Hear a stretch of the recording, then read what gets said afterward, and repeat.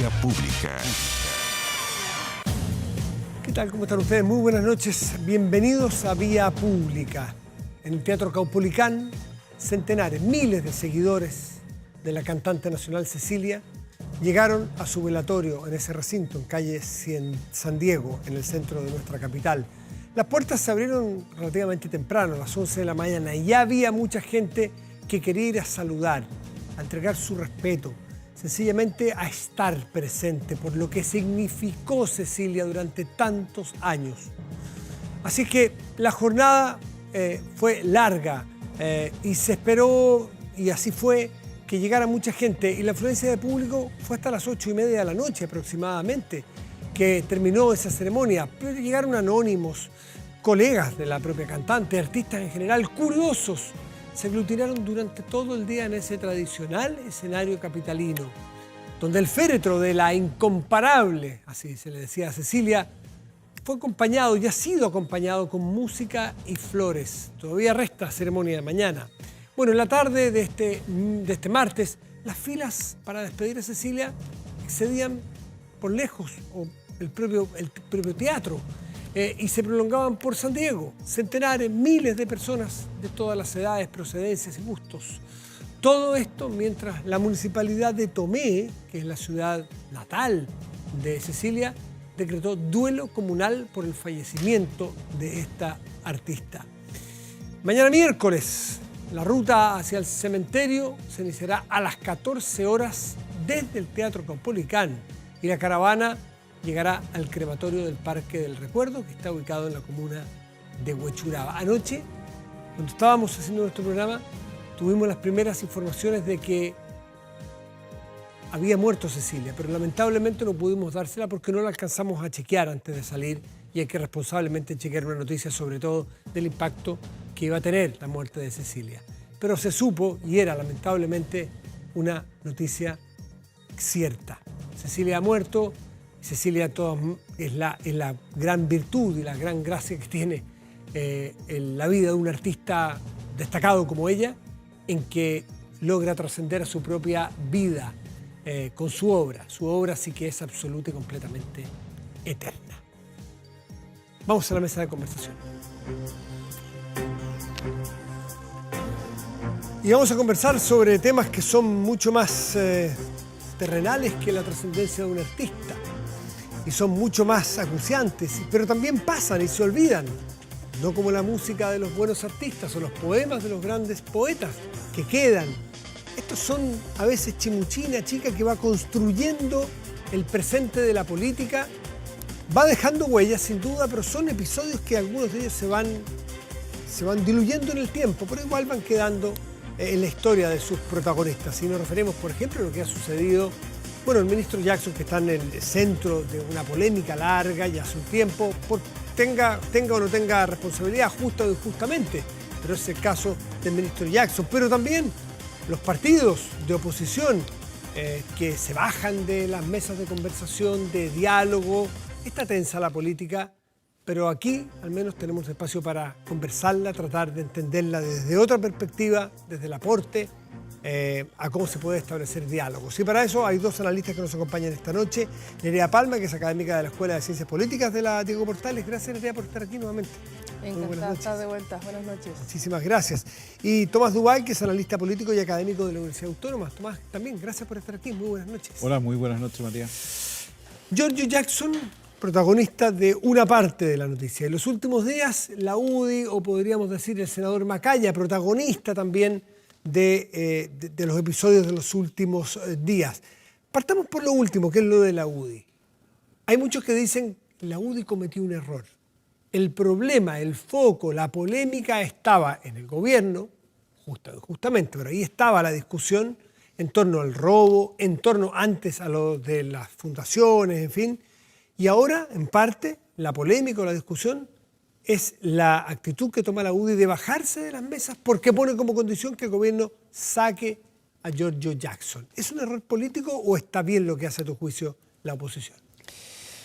Bueno, a mi juicio es un error bastante importante, sobre todo porque el foco central de lo que deberíamos estar conversando es si es que realmente estamos hablando de un caso de corrupción, en el caso, por ejemplo, de Democracia Viva, pero también otros casos que hemos estado conociendo en el último tiempo, y la UDI lo que hace es poner el foco en un ministro en particular que, si bien es, digamos, parte del partido de Revolución Democrática, pareciera de momento no estar involucrado directamente en estos hechos que se están investigando. Entonces a mí me parece un error bastante importante, pero también entiendo que quieren pasar, digamos, a la ofensiva en el sentido de intentar capturar quizás un votante, un electorado que es mucho más crítico de un ministro que por un lado está muy mal evaluado y por otro lado de un gobierno que también está muy mal evaluado. Entonces, en ese sentido lo entiendo, pero dado el contexto, me parece que fue un error. Tomás, ¿cómo lo ves tú? Yo te diría que la oposición ha cometido varios errores. La acusación constitucional fue la primera. Volvió la agenda a la oposición, ¿no? Después de la acusación al ministro Ávila. Y en este sentido, lo que apreciamos es que con la actitud que tomó la UDI, de nuevo la agenda volvió y enredándose en esta polémica profunda. Entonces yo creo que ha habido un problema de falta de estrategia política por parte de la oposición, de la manera como enfrenta no solamente al gobierno, sino que sus relaciones con los aliados. Mientras eso no lo aclare, uno puede ver estos errores sucesivos cuando el gobierno estaba muy complicado. El gobierno estaba complicado con el caso Fundaciones, tomó aire con la gira del presidente, pero se enmarcó de nuevo en una polémica. Hay una disputa por la agenda, sin duda hay una disputa por la agenda pública, que el gobierno no posiciona y la oposición intenta. Ahora, que la UDI, yo creo que la carta de la UDI fue lo más grave, más que la posición de Piñera, porque la carta tiene conceptos que de alguna manera... Macaya, más que Piñera. Perdón, Macaya. La carta de la UDI tiene conceptos que no son aceptables en política. Y son casi injuriosos, diría yo. Ahora, la UDI dice que no le ha imputado delitos, que ha dicho que la gente va a tener en su memoria casos que para algunos, o que pueden ser eventualmente delitos, pero que no le ha imputado directamente. Oiga, usted es autor de... ¿Está sacando las castañas con las manos del gato, creen ustedes, la UDI, al explicar lo que para algunos es inexplicable?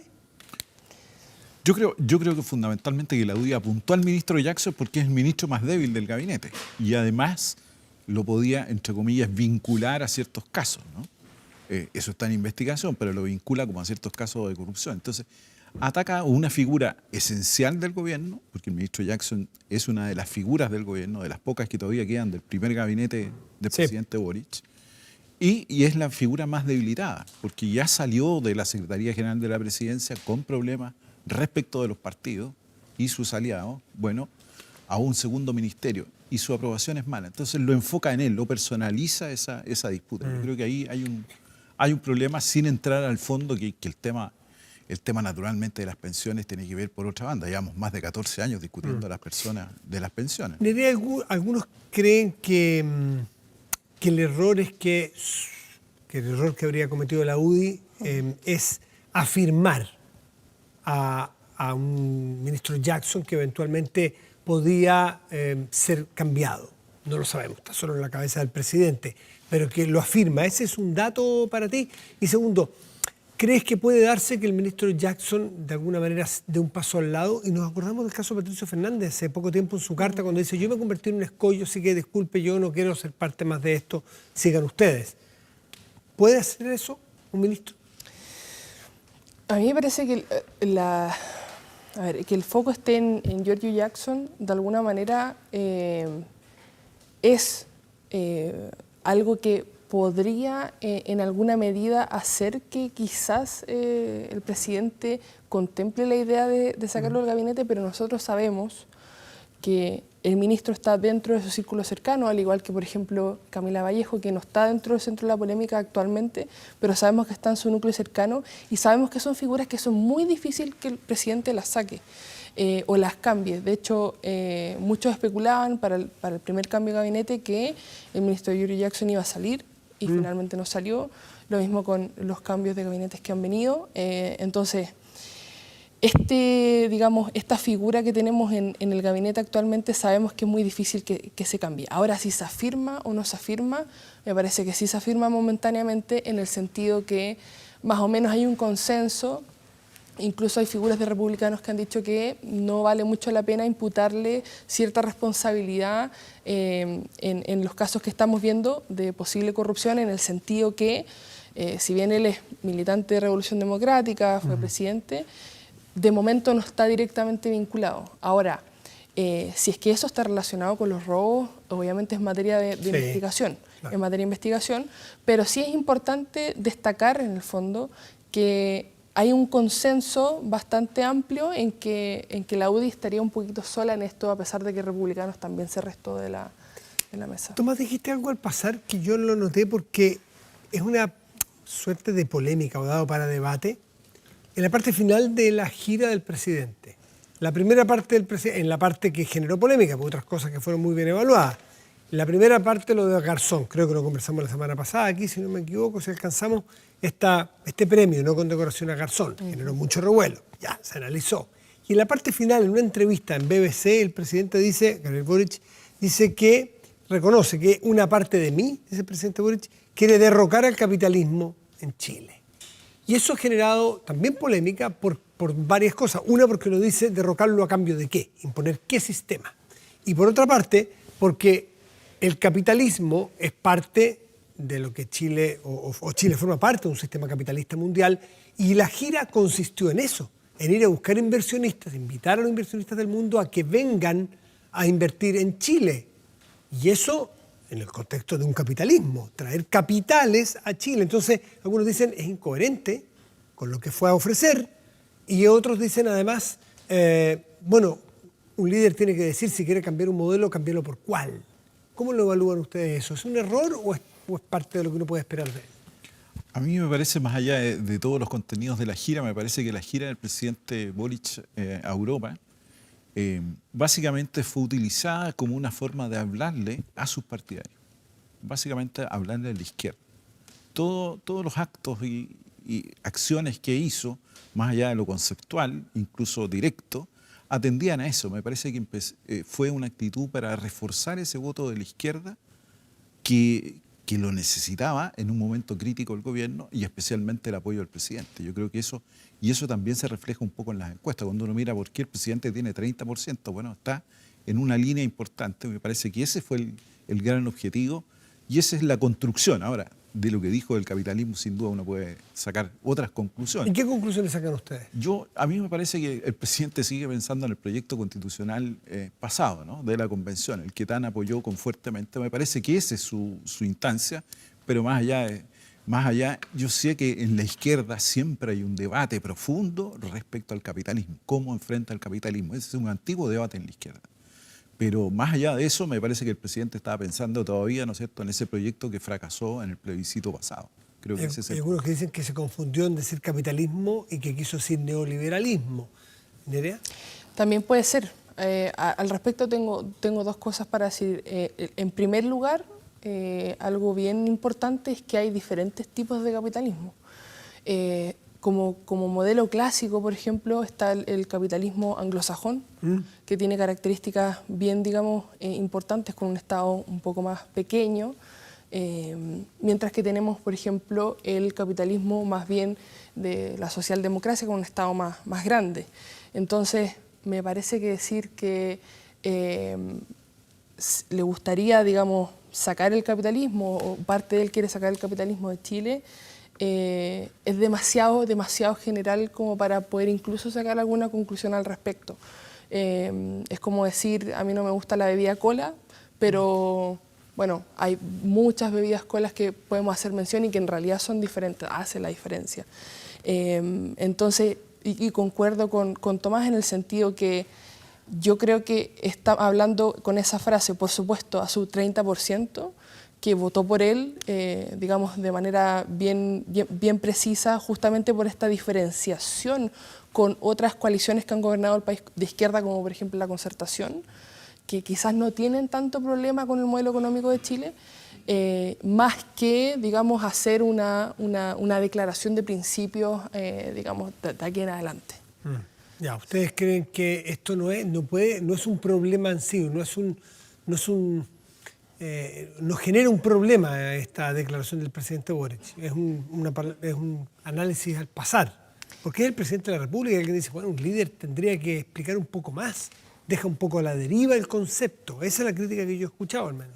No, si la crítica uno la puede hacer desde esa perspectiva y otra decir, bueno, uno de los objetivos era conseguir inversiones. Cuando criticas al capitalismo, ¿qué inversiones van a venir? Digamos, uno podría decir también aquello, puede ser una crítica a eso. Pero me parece que fue un concepto, yo lo interpreto de alguna manera como lo señalé. Creo que es un proyecto más bien de izquierda que está reflejado en este proyecto constitucional que pasó. Más allá de que sea un proyecto de reemplazo al capitalismo, eso hoy día no tiene ese sentido, ¿no? Estuvimos hablando antes del programa, les pregunté a ellos como analistas políticos si habían seguido las elecciones de España el fin de semana y obviamente todos más o menos las seguimos y vimos lo que ocurrió.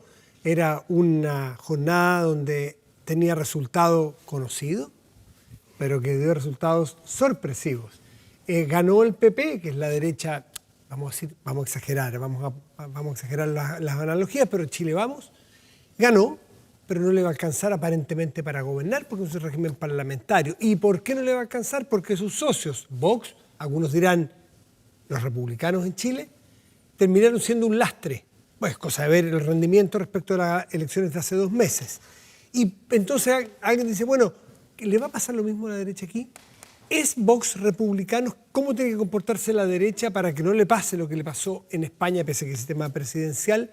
¿Cómo ven ustedes el comportamiento de republicanos versus Vox o la derecha chilena versus la derecha tradicional española? Hay símiles bastante importantes. De hecho, por ejemplo, Cristóbal Rovira, quien ahora se integra a la Universidad Católica, ha sido bien enfático en decir que Vox y republicanos son extrema derecha. Y no cualquier tipo de extrema derecha, sino que extrema derecha populista. Lo mismo Casmude, que también es, digamos, un referente en el área. Y hay bastantes similitudes desde ese punto de vista. En particular, si miramos la arista autoritaria y si miramos la arista también populista, quizás el caso Vox es, digamos, podríamos verlo incluso más en el populismo. Pero una cosa bien interesante es la relación siempre de la extrema derecha con la derecha tradicional. Generalmente lo que hemos visto y lo que reportan, digamos, ¿cierto? La evidencia empírica es que la extrema derecha termina, digamos, arrasando un poco con la derecha tradicional, caso opuesto que vimos ahora en España.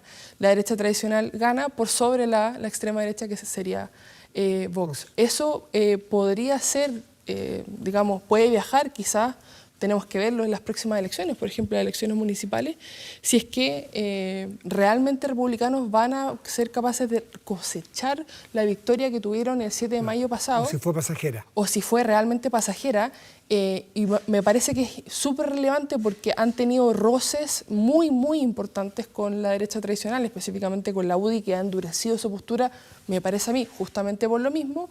Y me parece que además esta frase de Santiago Abascal de tratar a la derecha tradicional como derechita cobarde, le hace bastante eco a la derecha tradicional aquí en Chile. Pues me parece que esa es la estrategia de la UDI, endurecer justamente para poder competir en los votos a republicanos. Ahora, Vox no ha pasado nunca del 15% y el Partido Republicano en Chile sí lo ha superado y probablemente alguien dirá la diferencia es que el Partido Republicano tiene ambiciones de ser gobierno y Vox solamente ambiciones de poder, pero que no va a llegar a ser gobierno. En fin, Tomás, ¿cómo lo ves tú? A mí me parece, sí, independiente de que haya una disputa hegemónica en la derecha hoy día, eso está claro, con republicanos y Chile Vamos, ¿no? Pero me parece que una de las, que si uno piensa qué pasó en la elección, me parece que hay una cuestión que hay que analizar un poquitito más profundo. Tanto el Partido Socialista como el PP atacaron a Vox. Y el resultado fue, claro, el PP sube, el PSOE no sufre una gran baja. ¿Y quién baja? Vox. Si al PP le interesaba gobernar, siguió la misma lógica del PP en su enfrentamiento con Vox. Yo creo que ahí hay una cuestión, un dilema estratégico que, ojo para las derechas que quieran convertirse en gobierno, sobre todo en régimen parlamentario, que necesita una mayor coalición, en seguir una misma lógica porque resulta atentativo después para construir una coalición, más allá del crecimiento de Vox, que uno pueda tenerlo o no como condición. Me parece que ahí hay un tema que mirarlo porque fue parte de la campaña y el resultado fue que Vox, sin bajar tanto bajó efectivamente su representación mucho. Sí. Y eso refleja que muchos de esos votantes no concurrieron a las urnas, pero no concurrieron a votar por otros. Entonces ahí hay una cuestión estratégica bien interesante para mirarlo desde las derechas, digamos, como un crecimiento, ¿no? Pero es increíble como el escenario político, la escena política española hace rato viene siendo muy similar, muy espejo a la chilena. Lo vimos con Podemos y el Frente Amplio, ahora lo vemos con Vox y los republicanos, el PP, en fin, tiene muchas similitudes y van adelantados porque están teniendo elecciones adelantadas y uno puede ir sacando conclusiones de lo que allí ocurre. Tomás y Nerea, muchísimas gracias a los dos por estar aquí esta noche. Que les vaya muy bien. Muchas gracias por la invitación. Buenas noches. Muy buenas noches. Y para cuidarse de las enfermedades respiratorias hay que vacunarse contra la influenza, usar mascarilla ante síntomas y en el transporte público, ventilar espacios cerrados, cubrir nariz y boca al toser y estornudar, lavarse las manos frecuentemente y usar alcohol gel. Todas las medidas de autocuidado se encuentran en minsal.cl, Ministerio de Salud. Hacemos una pausa y volvemos. Espérenos.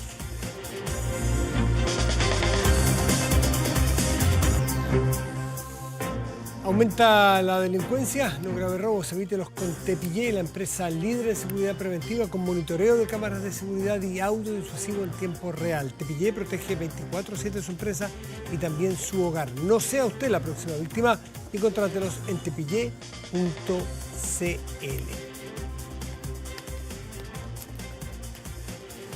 Bueno, iniciamos este programa recordando a Cecilia, mencionando todo lo que ocurrió hoy en el Teatro Caupolicán, donde los chilenos y las chilenas de manera espontánea, gente anónima, también artistas, fueron a despedirla, fueron a verla, fueron a participar, a ser parte de la última velada de Cecilia en un teatro.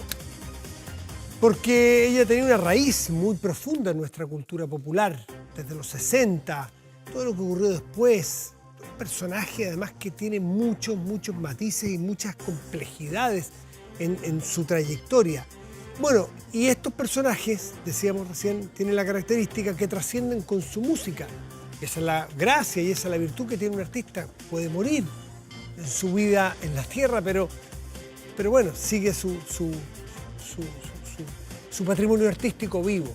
Pero hay otra variante, no todos los artistas pueden hacer o puede con ellos hacerse lo que se va a hacer con Cecilia, que es una serie, porque más allá de su obra es el personaje en sí, es muy característico, muy potente. Por eso TVN pronto estrenará Bravura Plateada, que es de la directora y actriz Vanessa Miller, que está con nosotros a la distancia. Vanessa, ¿cómo estás? Muy buenas noches, gracias por recibirnos. No, gracias a ti, muchas gracias por este espacio para hablar de... La serie se llama Cecilia la Incomparable, finalmente. Y la bajada de la serie es Bravura Plateada. Perfecto. Pero su nombre es el nombre de la Incomparable. Exactamente. Como tiene que ser, no podría ser de otra manera. No. Y ya se hizo la serie y es interesante lo que tú señalas porque...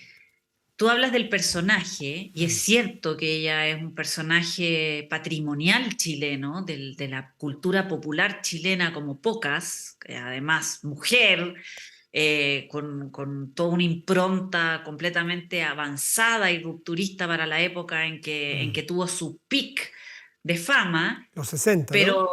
Sí, pero lo bonito de esta serie es que nosotros ahondamos en la persona y en cómo la persona es arte. La historia, yo creo que la gran sorpresa de esta historia es cómo Cecilia abrió generosamente su ser persona a la historia, que era algo que ella como que producto de la época que le tocó y de los grandes castigos que recibió por ser quien era. Yo siento que tenía como una suerte de trauma con respecto a poder abrir más su ser, su verdadero, su ser persona. Y eso es muy bonito en la serie.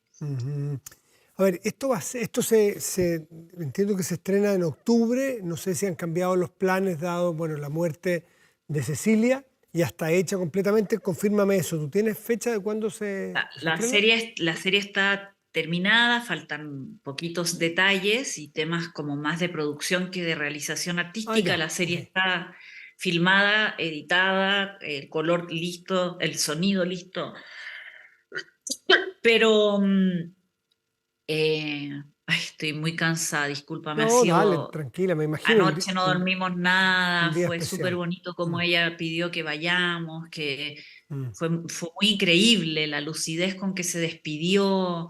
mm. eh, y Tú, la serie mm. en principio se estrenaba en octubre porque ella cumplía 80 años. Entonces, bueno, ahora estamos claramente en otro escenario y hay que ver qué pasa.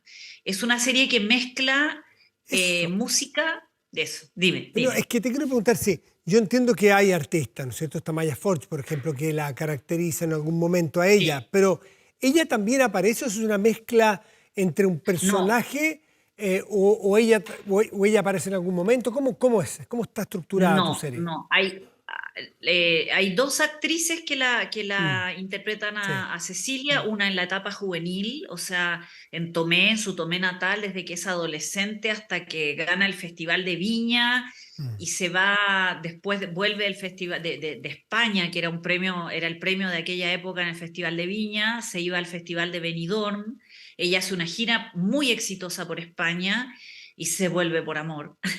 mm. Entonces se vuelve a Chile y además ella tenía un gran apego con Chile. Ella sentía que su lugar era Chile. Muchas veces cuando se enojaba me decía, fue una decisión pensada con el corazón, pero no con la cabeza, qué sé yo, pero bueno, Esa parte la cuenta, hace Daniela Benítez, ¿no? La primera esa parte. parte la hace Daniela Benítez. Ya. Y Amaya toma al personaje en su internación carcelaria, en su detención desde ahí en adelante hasta el coma del año 2016.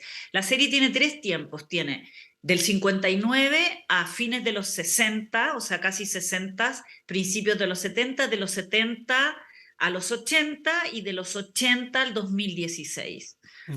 Eh, Esa en parte la unos hace Maya Forge, es la segunda parte. claro, Eh, cu- mm, Amaya Forch hace como este personaje ya en coma, porque la mm, Cecilia tuvo un coma, un primer coma en el año 2016 de un mes. Estuvo internada un mes en coma.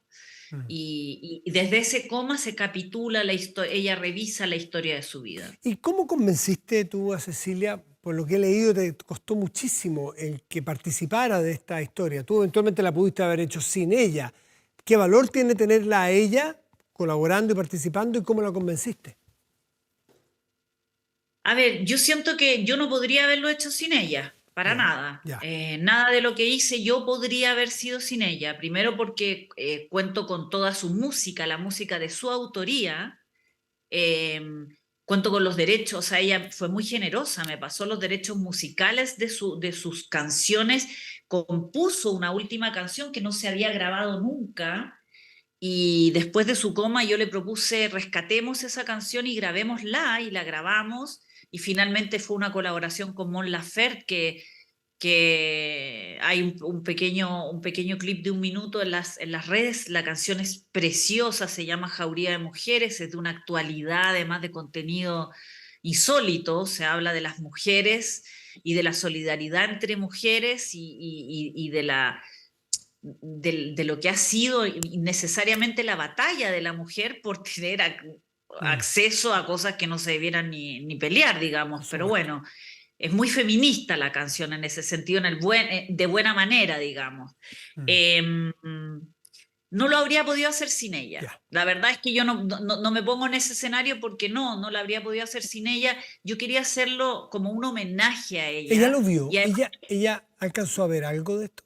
lo alcanzó a ver, sí, Ay, qué bueno, ya. porque siempre en estos 11 años, cada vez que yo iba, muchas veces, entre comillas, a vender el proyecto, que recibí al principio rechazos, o sea, era como, yo digo, podría ser una serie de todas las escenas del no, ¿viste? No, gracias, no, gracias, no, gracias, y las cosas estúpidas que te pueden decir, o la falta de visión, o la falta de respeto patrimonial por Mm, nuestros artistas, que yo de alguna manera por venir de una familia de artistas tengo como muy en la sangre este dolor del artista chileno, del abandono, viste, como del mercado pequeño, de que difícilmente se sostiene un artista con su venta en este país y lo valioso que fue lo que hizo la Cecilia, porque la Cecilia durante toda la época de dictadura, que fue una época en que la cultura se vio gravemente Y ella estuvo muy afectada. proscrita, tuvo que dedicarse, por lo que he leído, a trabajar en lugares nocturnos, en boates, en cosas que eran distintas a los grandes escenarios que ella tuvo con su pick. Era la gran estrella de la nueva ola. O sea, ella fue la primera ídola Mm, juvenil de fanaticada en la puerta de la casa chilena. O sea, mm. fue un fenómeno, llenaba 3 caupolicanes por día. O sea, ese fue un fenómeno muy inusual para Chile, muy maravilloso, muy popular. Hoy día justo hablábamos en la radio Bio Bio que ella graba el Gracias a la vida de Violeta Parra en un momento en que Cecilia era muy popular y Violeta Parra no era tan popular.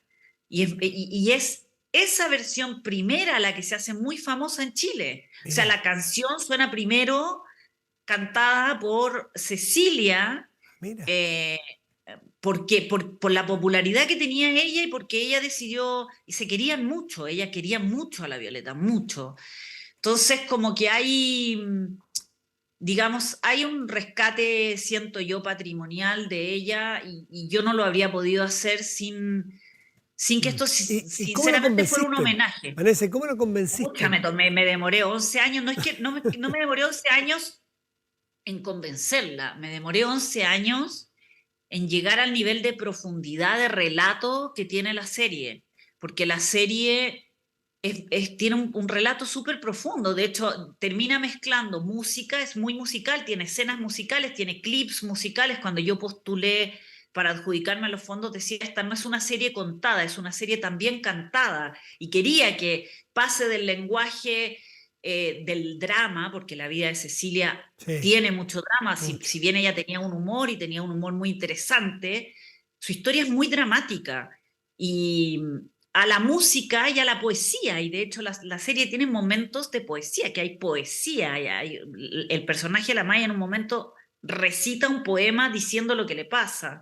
Y eso es muy bonito, hay una mezcla de lenguajes, la mezcla de los tiempos, y, y siento que lo que hice fue escuchar. Hice el trabajo del periodista, pero no del periodista que tiene un preconcepto y quiere que el invitado le diga lo que en el fondo él piensa Mm. del invitado, que es un clásico. Como tampoco la acorralé con que me haga una confesión de tipo identitario, porque yo por lo menos no la necesitaba para nada. Como decía Juan Gabriel, lo que se sabe no se pregunta. Me interesaba más ella como su psicología emocional, porque sentía que el gran castigo de este país, sentía que ella era una metáfora del país. Este es un país que tiene un traumatismo muy grave, tiene una etapa traumática y funcionamos como un país que tiene que superar un trauma violento.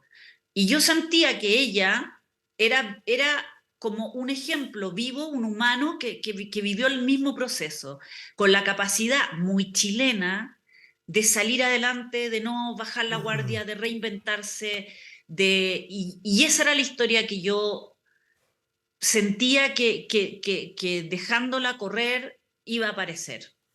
Bueno, hay mucho más, Y sí, hay muchísimo más que conversar, Vanessa. Hay muchísima complejidad en ese personaje y sí, la suerte, entre comillas, la sí, suerte de que calzan los tiempos en que esto está casi listo, calza con su muerte, donde vamos a poder agarrar con el vuelo la pena de la pérdida y poder revivir su vida que hecha por ti y por todo un equipo en esta serie que Cecilia la Incomparable en Bravura Plateada.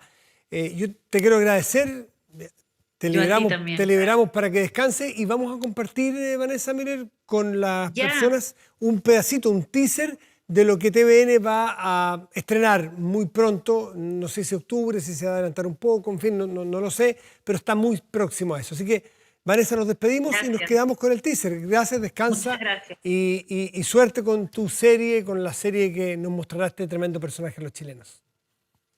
así va a ser, vamos a tener suerte y amor de la gente. Chao, Vanessa, Chao. buenas noches. Gracias. Vamos con ese teaser.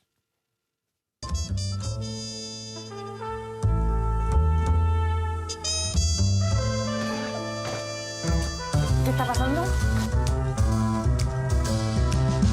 Salí de mi casa una tarde del día 16. Así se vaya a poder dormir, Cecilia. Con las manos atadas, me querían encerrar. Voy a volver el tiempo atrás. Las cosas tendrían que haber sido distintas.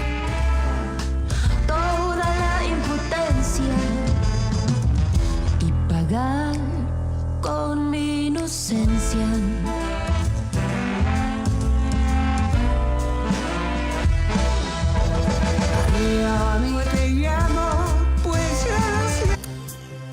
Para cuidarse de las enfermedades respiratorias hay que vacunarse contra la influenza, usar mascarilla ante síntomas, en el transporte público, ventilar espacios cerrados, cubrir nariz y boca al toser y estornudar, lavarse las manos frecuentemente, usar alcohol gel, todas medidas que van en beneficio de nosotros, de todos.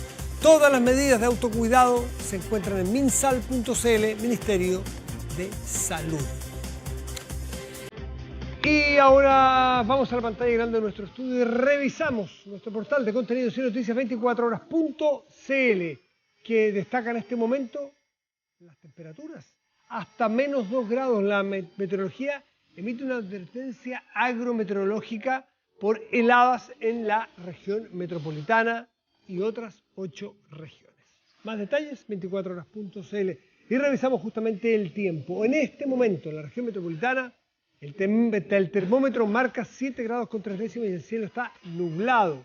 El pronóstico para mañana y pasado es el siguiente. Mañana tendremos miércoles cielo parcial y una máxima probable de 18 grados.